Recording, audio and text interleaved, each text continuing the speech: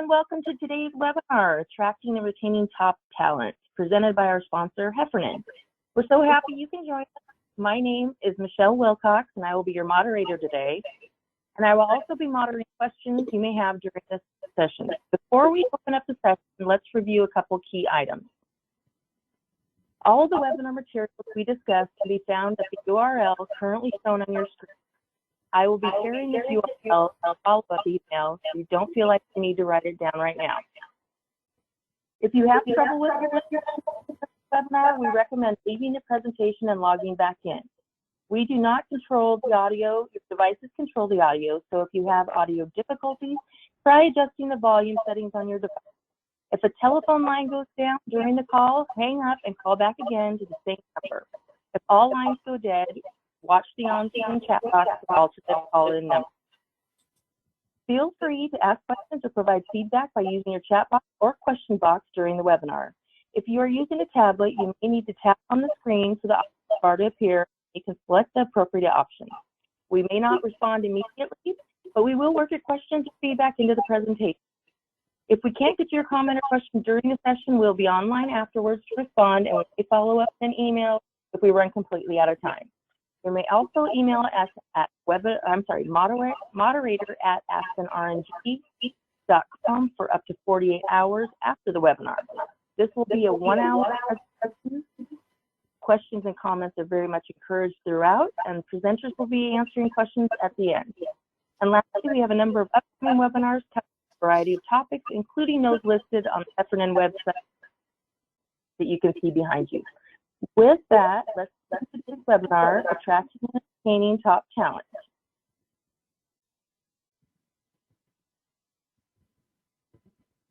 Now, let me see here. I'm going to share my screen.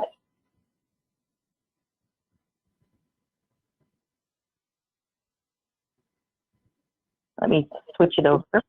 Our presenter today is Nicole Osborne. Nicole holds a master's degree, administration, is a certified senior professional in human resources, and is the owner of Synergize HR Consulting. As a private consultant, he works with small to mid-sized businesses, and local government is a strategic partner in matters of performance management, training and development, lead management, Americans with Disabilities Act, and process, equal opportunity employment, safety.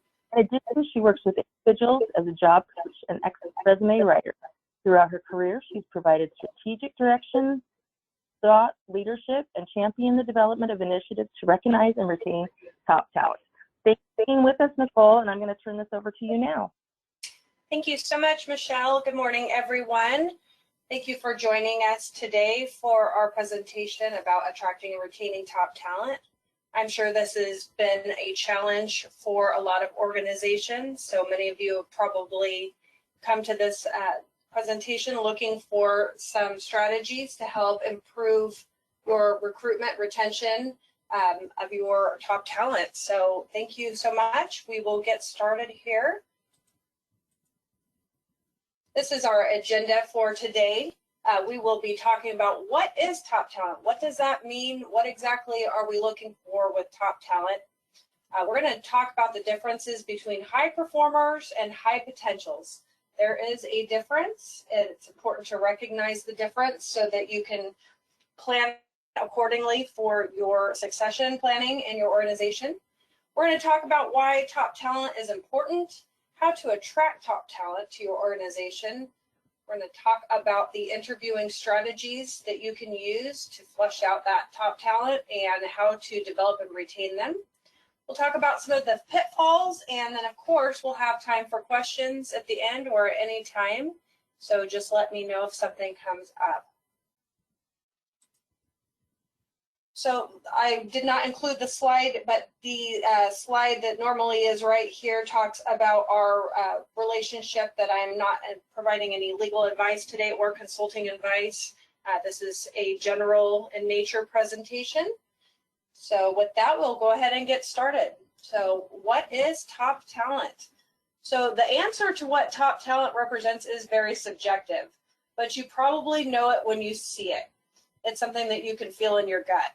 When top talent is in action, most people have no trouble recognizing it. Your most talented employees are the most knowledgeable and skilled in their area of expertise, but they also dig deeper to help the organization increase its competitive edge.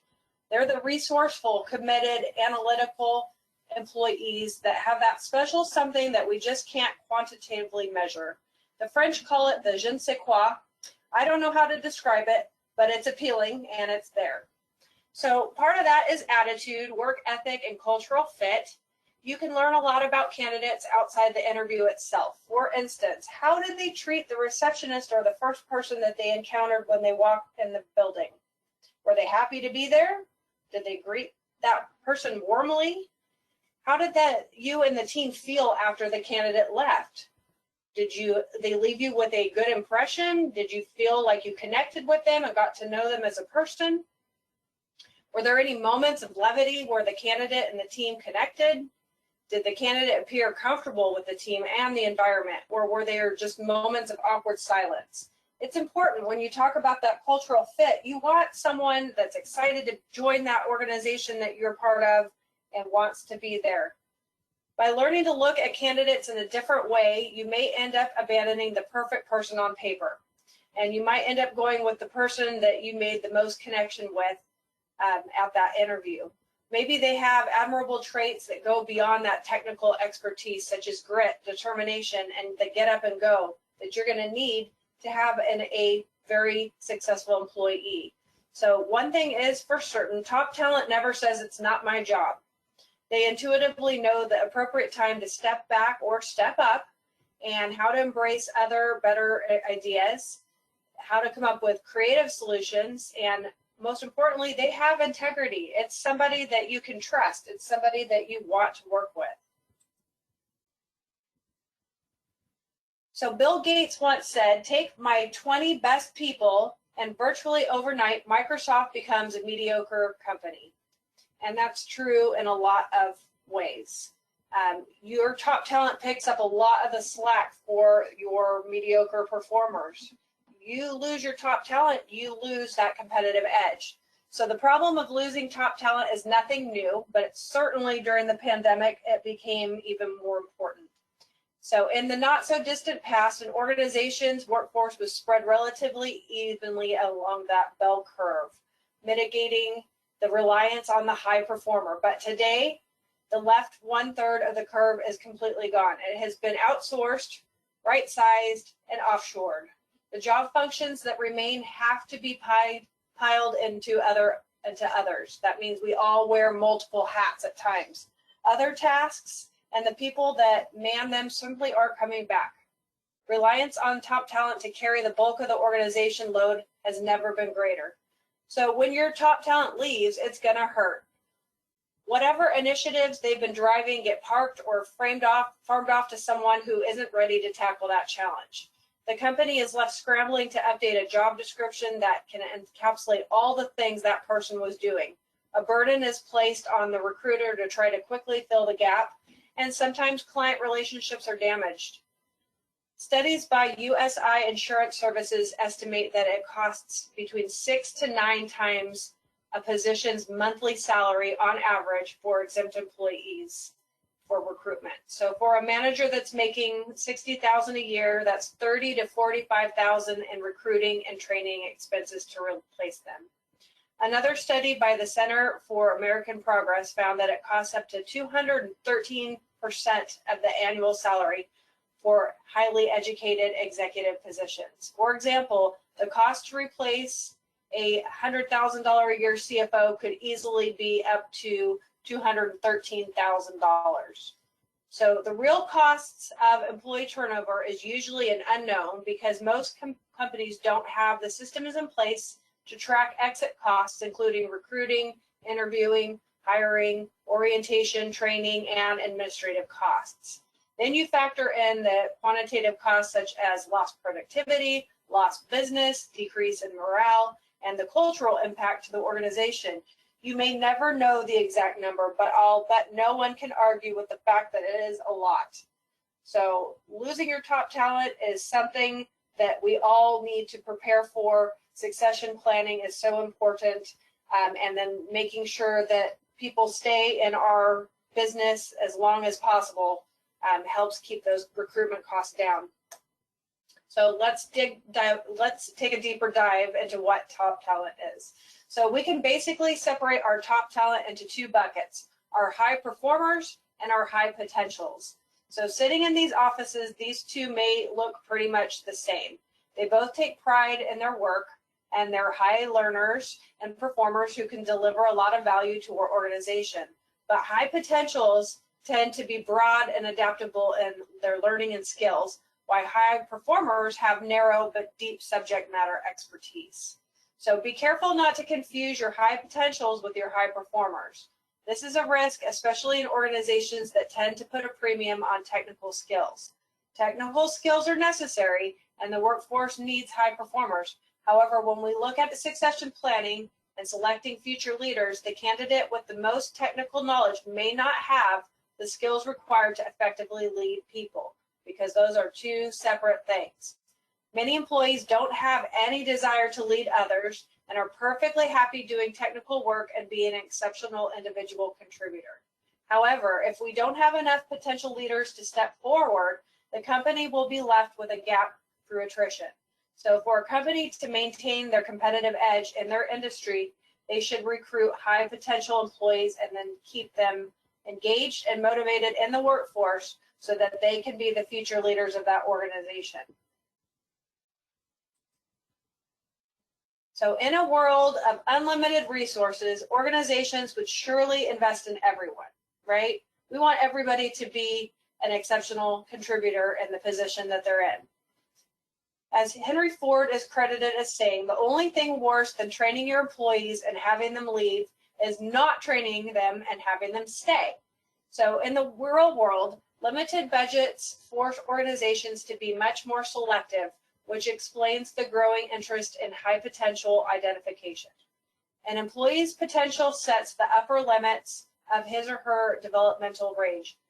The more potential they have, the quicker and cheaper it is to develop them. Scientific studies have long suggested that investing in the right people will maximize organizations' returns. In line with Pareto's principle, studies show that across a wide range of tasks, industries, and organizations, a small proportion of the workforce tends to drive a large proportion of the organization's results. So much so that the top 1% accounts for 10% of the organizational output. The top 5% accounts for 25% of the organizational output, and the top 20% accounts for 80% of the organizational output. So it is also noteworthy to tell you that the talented employees are the force multipliers. They're raising the performance bar for their colleagues, and particularly for their direct reports. They model and they teach winning behaviors that shape high-performing cultures. Simply adding a star performer to a team boosts the effectiveness of other team members by 5 to 15%. So it's no wonder then that so many studies show that stronger financial performance in companies that would make proportionally greater investments in identifying and developing their top talent. So if we're going to invest in the right employees, the key question concerns who they actually are. So this begs the question of what highly talented people are like. In other words, what are the key indicators that signal star potential? So we're going to talk about some of those things. Number one, they are proactive versus reactive. One of the most obvious traits of an employee with the potential to succeed in a leadership role is whether they take on a proactive or a reactive approach to problem solving. A proactive employee plans for the future. They don't wait until crisis occurs to react. Reactive employees, on the other hand, wait for the very moment a problem arises to come up with a solution, hence being referred to as firefighters. While both approaches aim to solve a problem, the proactive approach is more effective in telling of future leaders. Freedom from firefighting gives employees and leaders more time to implement the prepared strategies and processes to address the issue. Number two, they are leaders. They're not followers. Not every employee strives to climb the corporate ladder, and that's fine. After all, behind every successful leader is a team of high performers. Instead of looking for the obvious candidates for leadership based on their performance alone, take individual contributors and personality traits into consideration. High potential employees are often characterized by their ability to go above and beyond at the call of duty. They don't leave the office the second the clock strikes 5. They don't focus on me, myself, and I, but they focus on the team as a whole. They look for opportunities to contribute their skills and demonstrate their leadership abilities. Number 3, they are receptive versus unreceptive to feedback. Anyone can shake their head yes when receiving constructive criticism, but it takes a high potential employee to take that feedback, remember it, and then apply it. Employees who are truly receptive to feedback will take immediate action, not to save their own skin, but to become an all-around better worker. So during performance check-ins, discuss feedback with employees and identify areas where their feedback was successfully applied. Employees with high potential will avoid making the same mistake twice. Number 4 is the knowing the business versus knowing the job. In the end, it comes down to knowing the business. High performers and high potentials both strive to reach peak performance, but high potential talent aims above that peak.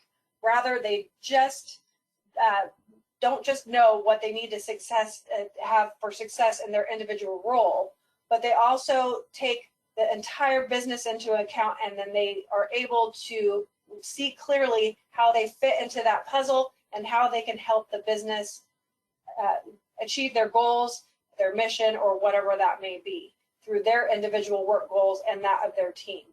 High performers seek to do well as individuals. High potentials seek to do well as a company.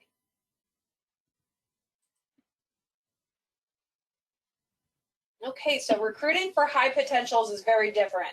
It is an investment a company makes in themselves to commit to generating channels besides just job posting.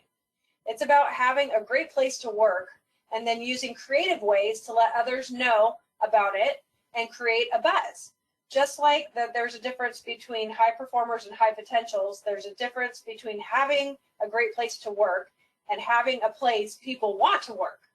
You may offer the premium benefits package, you may have above market pay and all the perks, but if you don't have a culture that appeals to high potential employees, you won't attract them, and if you do, they won't stay.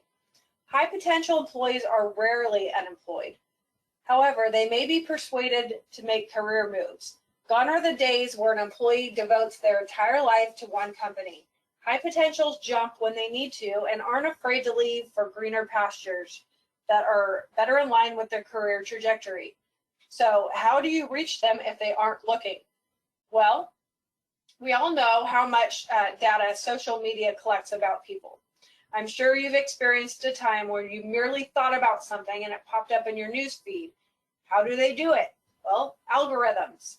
You find the right demographics and you reach not only more people, but you increase the engagement and the conversation and the conversions. So this works in sales and it also works in recruitment because recruitment is a lot like sales. You can create a Pinterest page that showcases your employees, their customers, your workspaces, events, etc. And if your brand is exciting, people will follow your page.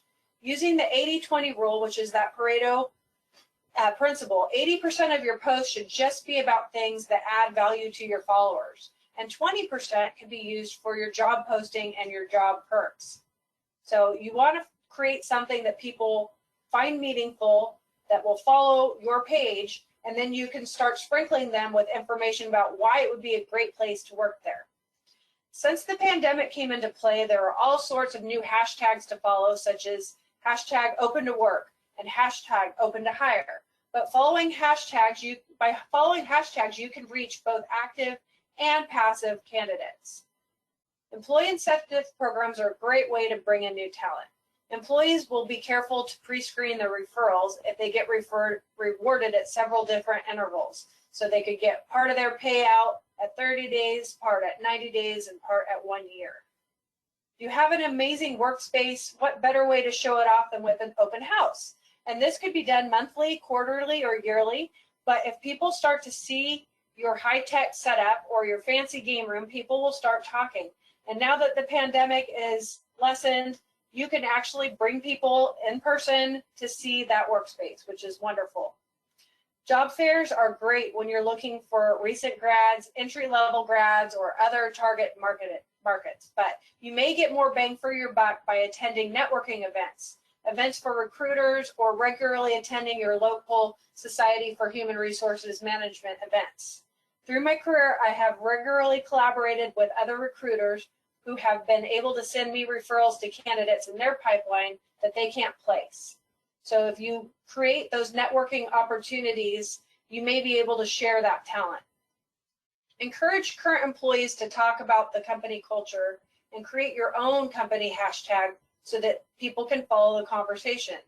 Use your company's social media to tell the long-term employee stories or highlight employees' recent successes. High potential employees look for personal and career development. Having a leadership development program, a mentorship program, or other development opportunities can be very attractive to high potential candidates. You may be thinking that only a recruiter can create an impression on the applicants, but the fact is the word of mouth may spread through the applicants as well, who would go ahead and share their bad experiences. It's not uncommon for colleagues to compete for the same position if it's seen as a growth opportunity. And believe me, they talk throughout the process. So thanks to the internet, both current employees and candidates can freely share their good and their bad with the world. So therefore, if it was the communication of a company is poor during the application process, the interviewer was rude, or the candidate got ghosted, it may end up getting shared and impressions are created within seconds. It is there that freely available to read by someone who may have planned to apply with your company, but now they're having second thoughts. So we'll talk more about the candidate experience in just a second. Unhappy employees are likely to tell potential candidates about the bad things about the company or post a negative comment online. So allow your employees a chance to provide you with that feedback instead. Then you can act on their concerns. So why is this important? The answer is right there. Most people don't want to work somewhere that has a bad reputation. And if they do accept the position, it'll only be while they continue to look, and it's probably going to be seen as temporary until something better comes along. So, candidate experience, what's the most important word here? Yes, it all is. You'll get a lot of applications and resumes, I'm sure of it. You'll see a lot of the good, the bad, and the ugly. But what do your candidates see about you? How long does it take to apply to your company? Is that application going to take them an hour and a half to get through? Are you one of those companies that require the candidate to submit a resume and then complete an application that takes another hour to populate all the fields with information directly from the resume? Would you apply to your own company? I think that every CEO should go through the application process anonymously to see what candidates have to go through and all the hoops they have to jump through to work at your location.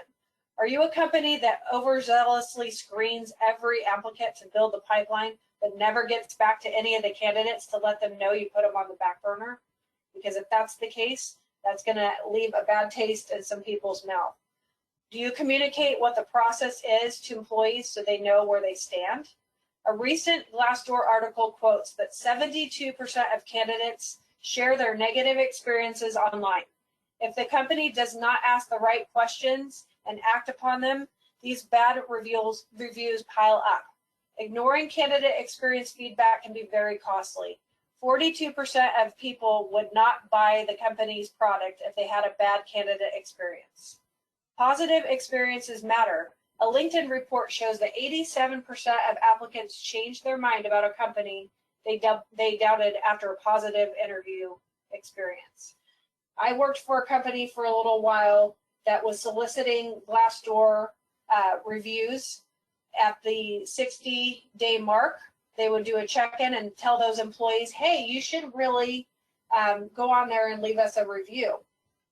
But right around that time, too, was the end of their introductory rating period. So if that employee didn't pass their introductory rating period, guess where they went? Because they had already planted a seed that they were looking for reviews.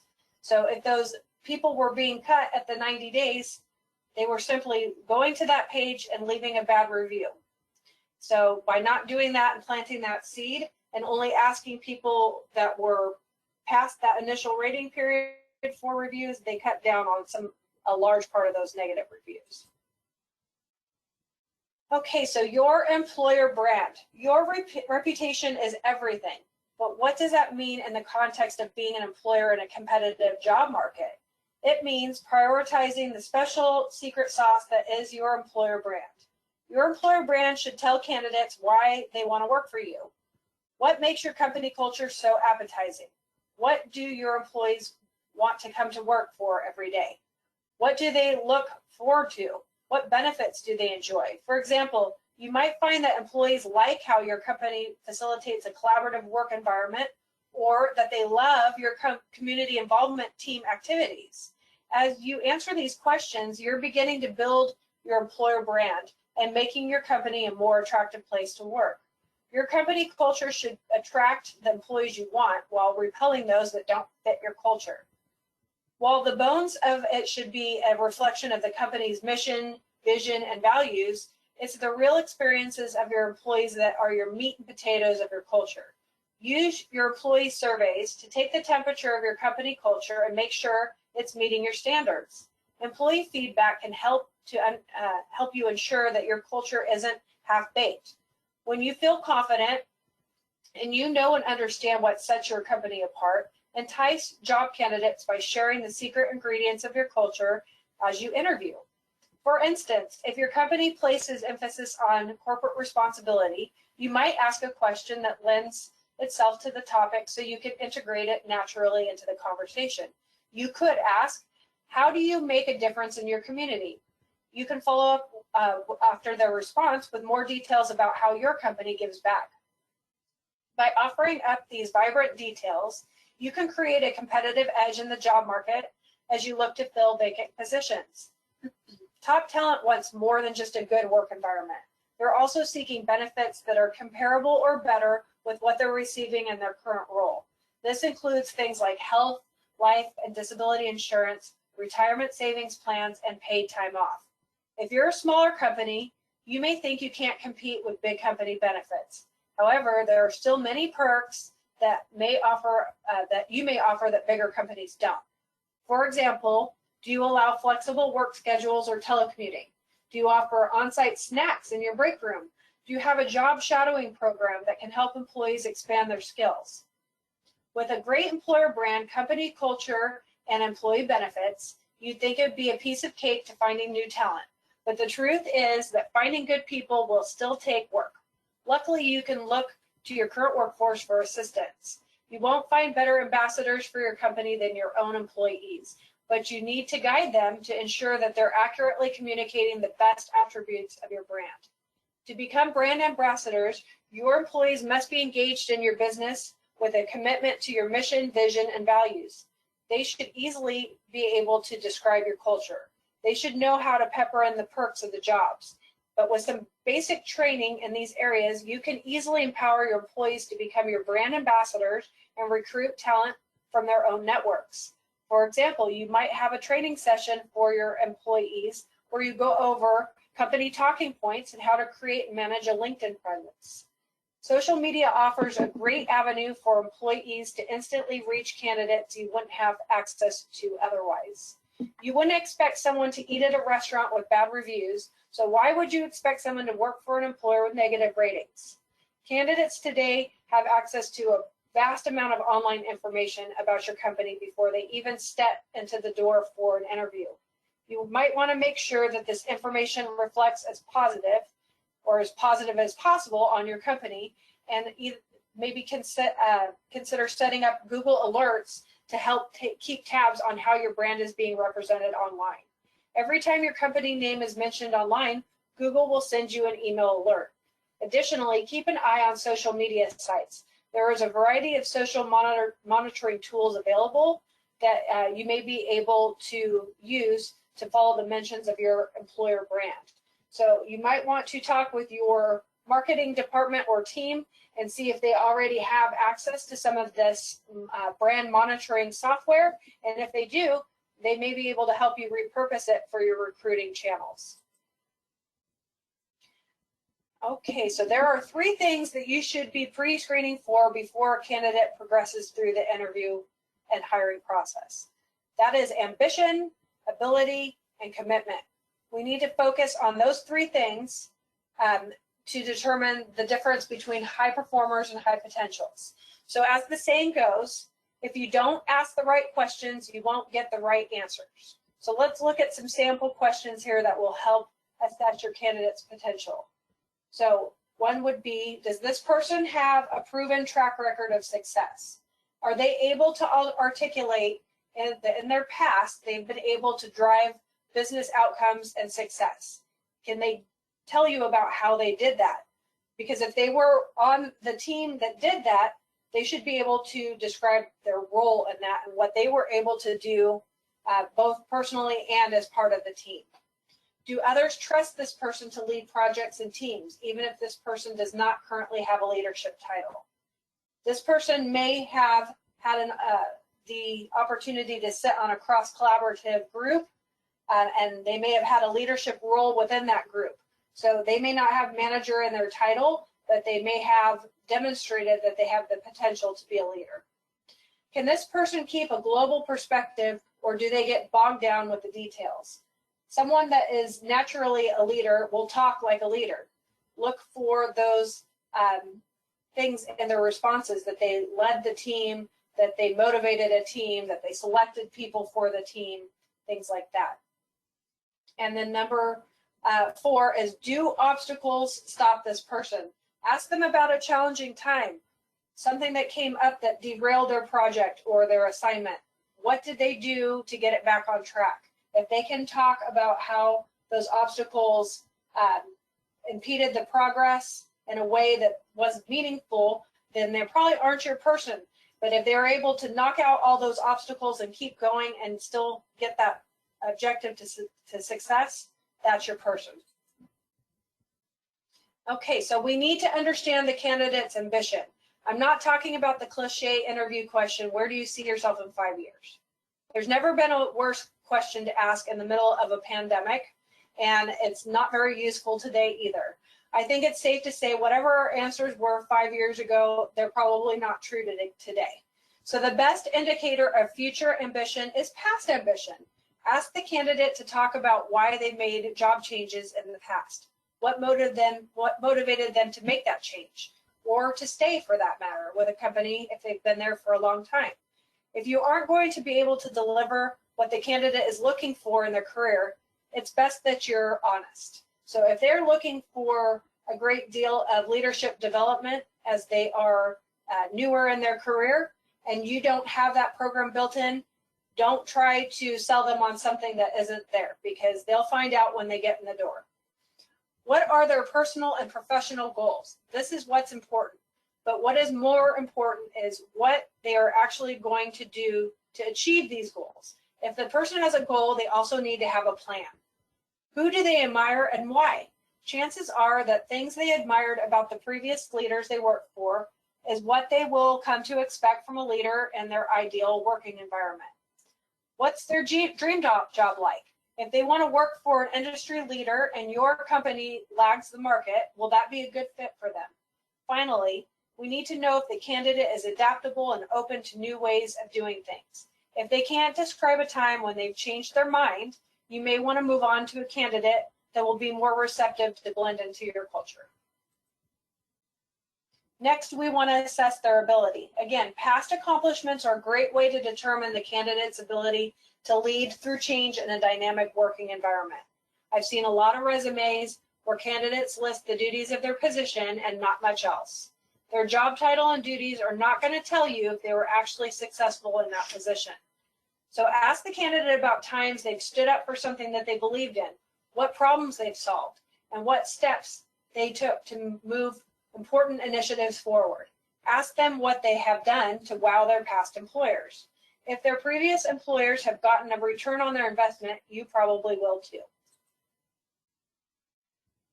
Finally, we need to assess for commitment. What makes this person tick? This is part of the retention secret sauce. Getting a high potential candidate to walk through the door is only the beginning. You know when a candidate has done their homework. They drop their industry knowledge and they ask about your company throughout the interview process. They ask questions that are telling. They want to know more about the mission, the vision, and where they would fit into that. The interview process is supposed to be a two-way street. High potential candidates are also interviewing you as a company. I've recruited for companies who don't want to honor any more than 2 weeks notice for the candidate to begin. But what does that say about a candidate if they need 3 to 4 weeks so that they can finish a project or a commitment for their employer before they move on? To me, it says that they need to honor a commitment, and that's a good thing.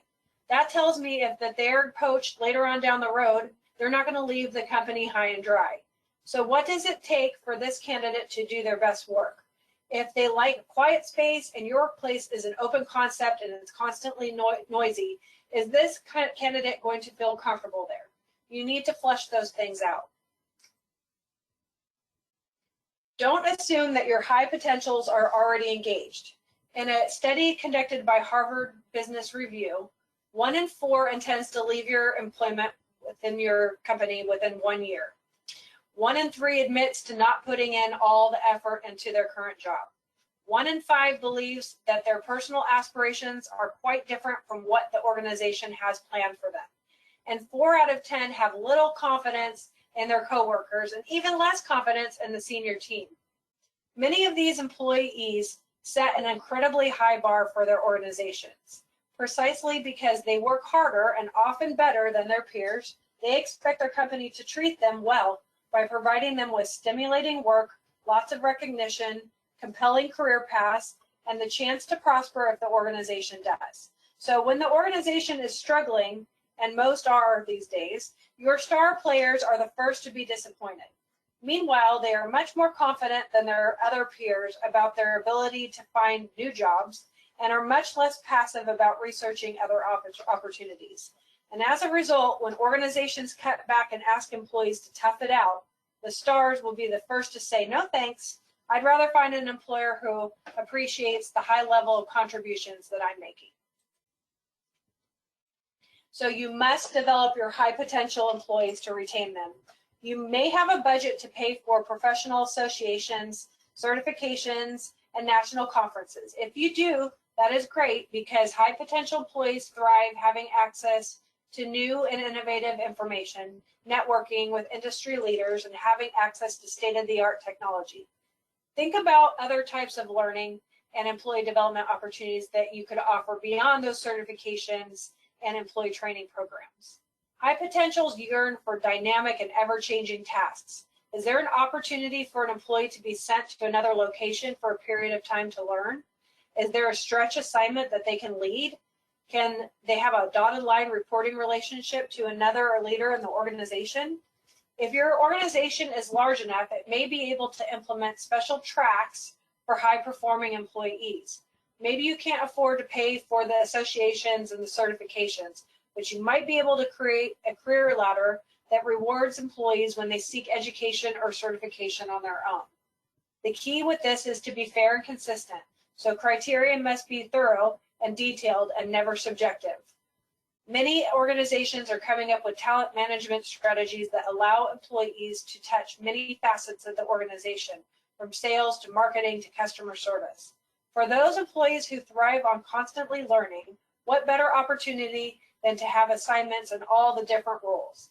Remember that if you implement something like this, the employee must be empowered to actively participate in the planning of their career development. High potentials are usually looking for career growth. Work with them to set stretch goals that will move them out of their comfort zone and add new responsibilities to their plate when they're ready for them. Or talk explicitly with them about how they can continue to grow. For instance, when your fundraising director hits their $3 million annual goal, you might talk with them about setting a higher goal for the next 2 years and brainstorm together about how they could achieve it. Of course, making sure that your high performance wants to actually do this. Not everyone is excited about increased responsibilities, and you don't want to push a high performer into something that feels like a burden. So know their preferences and ask about them if you're not sure. Talk with your high performer about how they will accomplish this in the next year ties to the company's strategic plan.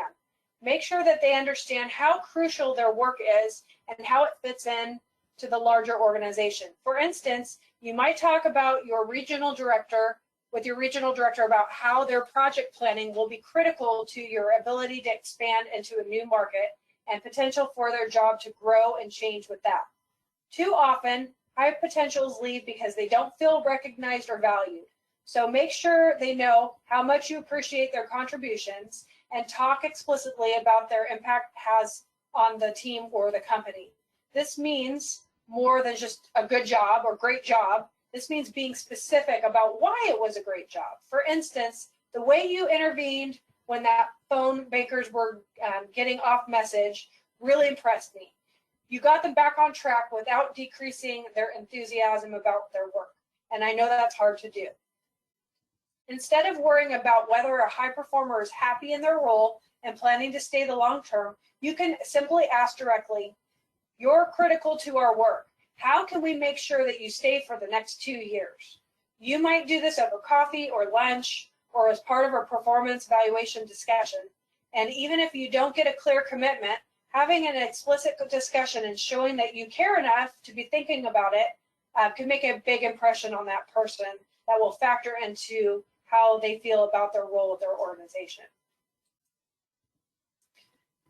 Because they have so much influence on their team, invest in your key managers strategically, because investing $1 in them will result in multiple dollars returned through their team.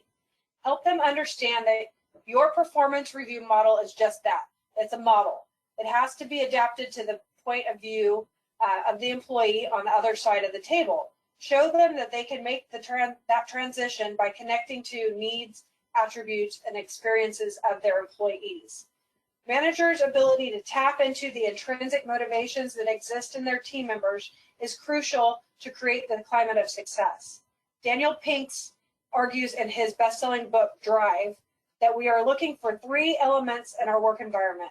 Autonomy, people want to have control over their work. Mastery, people want to get better at what they do. And purpose, people want to be part of something bigger than they are. These elements all relate to individual engagement and all tap into the psychological needs we have as human beings. The more managers can bring these elements to life for their team and for their high performers, the more a climate of success will exist. It's easy to understand why most talent leave talent management to the line managers. They know that they're people best, and they have a very concrete view of their strengths and weaknesses. Most companies also recognize the economic benefit of delegating talent management to line leaders. When corporate and HR budgets are limited, it shifts the cost of development programs from the corporation into the budgets of the business units. So that said, it is a bad idea to delegate management of high potentials to line managers. These employees are long-term corporate assets and must be managed accordingly. When you leave the task of identifying and cultivating tomorrow's leaders exclusively to the business units, here's what tends to happen. Candidates are selected solely on the basis of recent performance. They are offered narrow development opportunities that are limited by the business unit's scope of requirements and focus mostly on skills required now rather than tomorrow. Talented employees can also be hoarded by line managers, collected and protected, and certainly not shared. Responsibility for high potentials development must be shared by senior leaders.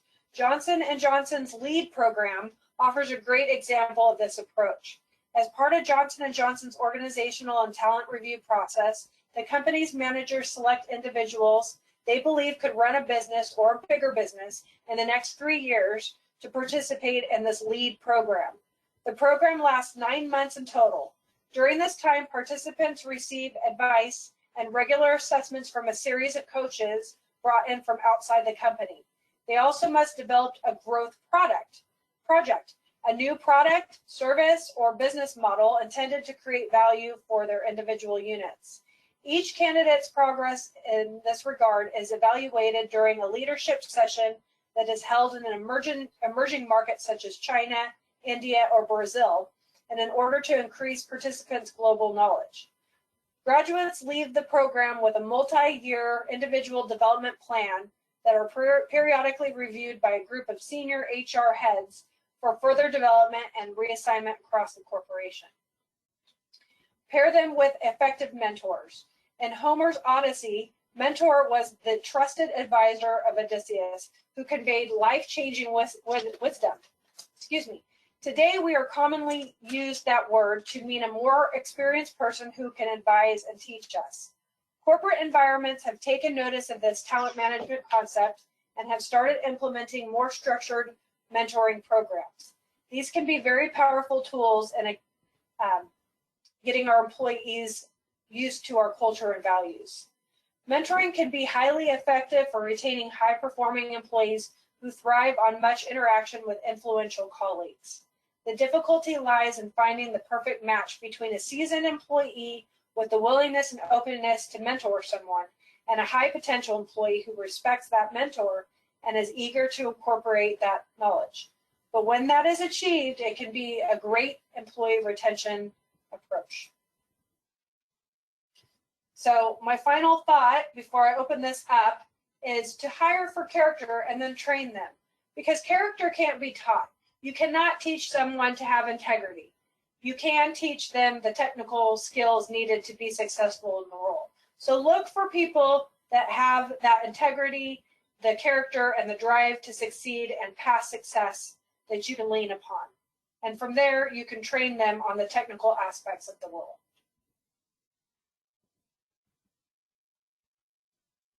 Now I'm happy to open it up to any questions that may be out there. Okay, so it's been pretty quiet, but lots of information that I think everybody is kind of absorbing. Appreciate everybody. You have an opportunity, if you think of a question later that you want, please just email us and we will be happy to respond. Nicole, thank you again for being with us today, and everybody, I apologize for the audio issues earlier. I wanted to tell everybody thank you for attending today's webinar presented by Heffernan. We will send information by email with instructions on how to access a copy of the presentation on our website.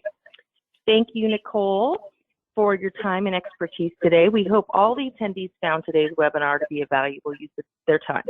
Be sure to join us September 19th for our Managing Difficult Employees, 15 Types of Employees, 15 Types of Employees Who Challenge webinar. Thank you all and have a safe day. Bye, guys.